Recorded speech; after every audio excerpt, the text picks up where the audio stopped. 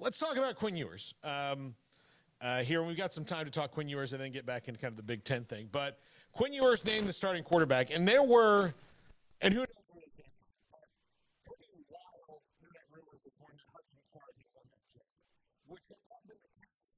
There's many other questions around about why Quinn Ewers, how did he even get in that business if he's not going to win the starting job?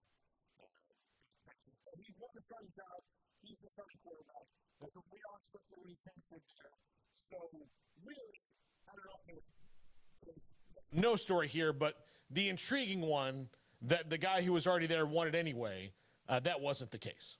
Yeah, I mean, there was things going back, I guess, even a couple days ago, just various, screenshots off Texas message boards.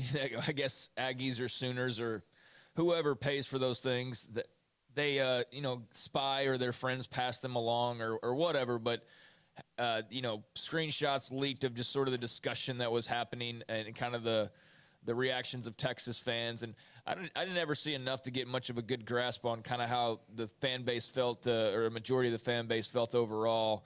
But yeah, it would certainly be a crazy situation to have all of this hype for one guy in particular and then have him come onto campus only to just sit behind the guy who was already on campus. It would have been a very odd ending if that's the direction that Texas had headed. And it appeared, to your point, like the last couple of days, various Texas writers and then subsequently message board folks and all of that were passing along that their people were hearing that, Hudson Card might have the edge or was the leader, that kind of a deal. So that led to, a lot of speculation for a good 24, 48 hours. But, yeah, then just Brian Davis, the way he put it, was just kind of an abrupt announcement took place. Yeah. It wasn't like – Sark took the podium and made his announcement, and then they sat and took questions or any type of a typical press conference sort of deal. He said he just kind of said it. So I don't know why it was perhaps awkward in the eyes of reporters, but regardless, it's not Hudson Card. It is Quinn Ewers, and so any fear of this big investment or this shiny superstar that you've added this offseason not being the guy and creating this weird situation to where, okay, how does this work if it's Hudson Card, who's still got plenty of time left, and then here's Ewers, who technically should be a freshman, and then, that Manning's coming down the pipe as well. So how would that all work? Well, fortunately for Texas fans, they don't have to really fret too much because it is Ewers. And, with that, I think, for me, my initial reaction is if there wasn't all this Hudson Card buzz for, a little while beforehand, and there wasn't, I guess, as Brian Davis described it, sort of a strange way to announce it, I wouldn't think anything of it. I would just think okay, that's what was supposed to happen. That's what I expected to happen. Of course it's Quinn Ewers. And I'm excited to finally see him play and not just hear about how great he is. That's my general reaction, and would have been without all the other scuttlebutt. With that scuttlebutt added in, I'm still mostly that same reaction of of course it's Quinn Ewers, and of course I can't wait to see him finally play and stop hearing about him. But it does make me think it's kind of weird though, how close I guess Card appeared to be, and I'm trying to just figure out if that's just training camp mumbo jumbo, or if I'm curious if it was really that close as it appeared to be, or if. And maybe it was. I mean, maybe that's just a testament to the player that Hudson Card is. I mean, he's no just sorry player that just managed to find his way to playing time in Austin. So I wouldn't be super worried about it. I think the problem for Texas just in general is that there was just so much freaking hype for Quinn Ewers that if it wasn't him, no matter the reasoning, it was going to be why was it not? And so it put them kind of in a strange position to where you add in the fact that Hudson Card was reportedly leading, and then Sark's kind of, I guess, weirdly timed announcement, and just all the scuttlebutt, and it just makes it kind of seem strange, whereas it should just be the foregone conclusion. And so I don't know if that means anything in the long run. I don't know if that means anything for their locker room or anything like that, but it was just kind of awkward.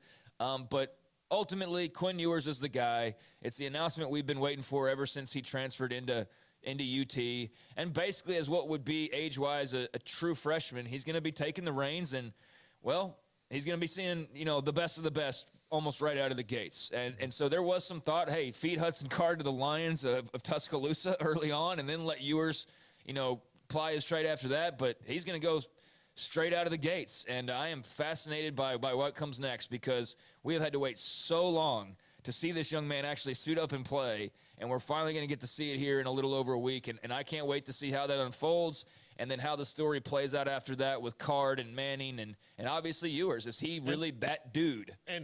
And Malik Murphy. And there you go. And then here I go forgetting Malik Murphy like everybody else. Yeah. I mean, and look, this is a guy who when Sark brought Malik Murphy in, Malik Murphy's the dude. That's that's the future. There you go. Salad days are here again because of Malik Murphy. And then before you can say go, they get in the Quinn Ewers game. That's the thing about the recruiting side of college football coverage, that we do it and our site does it, and everybody who's plugged into college football does recruiting stuff. But it's where I do find it to be a little bit ridiculous is, okay, at one point in time you got Hudson Card, and people were, I would imagine, pretty much thrilled over that. I don't know if he was everybody's number one choice or whatever, and you got Malik Murphy, and same sort of scenario, people are thrilled to have that guy, and you celebrated that. But then you go and you get Quinn Ewers, and it's like, oh my God, here's Quinn Ewers. Everybody and so it's on to the next guy. And then you get Arch Manning, and then it's, oh my gosh, he's the future. And then I see an article the other day, and it's like, can't wait to check out this 2024. And it's like, it's always the next guy. You know what I'm saying? It's always the next guy that you're just teasing people with. And so, Arch Manning's not even on campus yet, and we're talking about the guy after him, and they got this whole situation right in front of them that's not, I guess it's more figured out today, but there is going to be a jumble very soon with Murphy and Manning and Card and Ewers, and I'm curious to see how all of that will play out ultimately. But for right now, the big important decision, yes, is the starting quarterback, and that is Quinn Ewers, and I don't think that comes as a surprise to many people, but it is of interest that, Hudson Card made it a competition, and I'm sure Murphy did to some extent as well, but I think most people probably feel like me of, we've just heard so much at this point.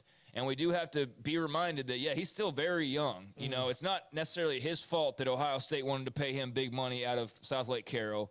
And it's not his fault that many more schools wanted to pay him big money and eventually ended up at Texas. But, I mean, ready or not, here comes the actual pressure, because now people are actually going to see you play. And I'm sure he's up for it. I'm sure he's a gamer for it. But I just can't wait. I can't wait to see him suit up against Alabama and see that arm talent that everybody's been talking about, and see if he really is – the second coming, and he's the guy that they've been waiting on to lead them back to the promised land. And if it's not him, then I'm sure it's somebody else in that room or somebody coming down the pipeline. But we'll finally get to see it, and I'm excited for it. My question about Quinn Ewers was, had he not won the job, because, you talk to people at Ohio State, like part of the reason he leaves Ohio State is he was well behind C.J. Stroud. Like there was not really a chance of him getting on the field there. Texas, he had a really good shot at getting on the field. But when you hear people say that, like, look, he is well behind where C.J. Stroud is, well, where Texas wants to be is where C.J. Stroud is. They want a quarterback playing like that. So if there's a gap, if there's still a gap that big, or has his time in Austin closed it, that's what I was curious about, because had Hudson Card won that job, I think we could have answered that first question is, here's why he's so far behind here. And I get that, like, he's a, super 5-star quarterback and he's got a laser rocket arm, but, I told Jacob earlier, there's a lot of guys with laser rocket arms that don't make it. And so that's just one part of the deal. For many reasons. Now it appears that he has got the starting job. We'll see if he holds on to it. I mean, look, they're going to play Alabama week 2. That's what I'm saying, man. That's why a lot of people thought, just in speculation and social media, Twitter talk, like, hey, well, what if they name Card because he's apparently performing well, and then, let him go. Basically, they wanted to sacrifice Card to the Wolves of Alabama and to let Ewers fly, freely after that game. And that does make some sense, but I also think it really sucks for Hudson Card. Like, you basically think they're just going to throw me to the wolves, of Nick Saban. But yeah, I mean, we will see a lot very early, because Alabama is coming down the tracks, and it might be one of those Johnny Manziel things where he's the next big star in college football and just throws, has an arm clinic against the Tide, and they win or they barely lose or whatever, and then it's Quinn Ewers mania. Or he gets his welcome to college football moments. And that's what I mean, is like, it's fascinating because they have this big quarterback room where there's clearly a number of guys that are going to want to play and that are talented guys that a lot of other teams wanted. And they got another probably the most highly touted of them all, which is hard to imagine because of how highly touted Ewers was, but an even higher talked about guy in Arch Manning, he's coming up soon. So, yeah, I mean, if Ewers is as advertised, I still think we got to give him some room to breathe. Like, we can't expect perfection right out of the gates, you know? And that's unfair towards him that he's almost going to have to play perfect to live up to the hype at this point. But I'm fascinated to see how he does, because this really has been over a year buildup for this young man and UT. And we're finally going to get to, I mean, even longer if you think about the recruiting process and all of that. But, yeah, we're finally going to get to see some answers in regards to Quinn Ewers. And I'm sure that there will be some ups and downs, but how it all plays out, I mean, that will be a fascinating story in Texas football history, because it's either going to play out like it should in the minds of, you know, Texas fans wanting the best, the Garrett Gilbert story, but the good ending, or it's going to be the Garrett Gilbert story with the not-so-fun ending where he was this highly touted dude that was supposed to be the second coming, and he transferred to SMU after, you know, little amount of time. So, and then, what happens with Malik Murphy? What happens with Hudson Card after this decision? There's so many questions still to be answered, but the big question answered today, and I think a lot of Longhorn fans are probably not surprised, but breathing a little sigh of relief that it was Ewers and not Hudson Card, because that would have just been really odd, I think, if it had been anybody but Ewers at this point. Yeah, and look, Cam Rising can't be at Utah forever, and that seems to be the, you know, rehabilitation home of former Texas quarterbacks right now. You know, if he was still there, that'd be even more interesting. Yeah, but so I would say that, you know, Malik Murphy and Hudson Card are looking for a landing spot in that transfer portal, because we know what the. I mean, that's what I'm saying, though. I think you got to let the season play out. I mean, because why? Because what if he goes in there and he sucks? I mean, I highly doubt that'll be the case. But if he's just okay, I mean, I don't think that means that we won't see Hudson Card or Malik Murphy at some point. But, yeah, I mean, that's part of the story, Paul, is like, how does Sark handle this? Like, you know, if he does have some rough outings, which you would expect from a true freshman, you know, does Sark let him just have his bruises, you know, take his hits, or does he go, okay, no, we gotta, you know, I mean, how does this work now? Because that's the other part. That's the other part of the chess game, is you do have other guys in that room that want to play, and they are going to be watching intently on what Ewers does, and so it's a good and bad situation for Sark, and that there is a lot of pressure on this young man, but you know, the great ones, They live and breathe on that pressure, and they perform under that pressure, and that's what I'm sure they're expecting Quinn Ewers to do. And the good news for them is if there is a rocky moment or two, they've got two really good young quarterbacks that are very talented, that are right there waiting in the wings.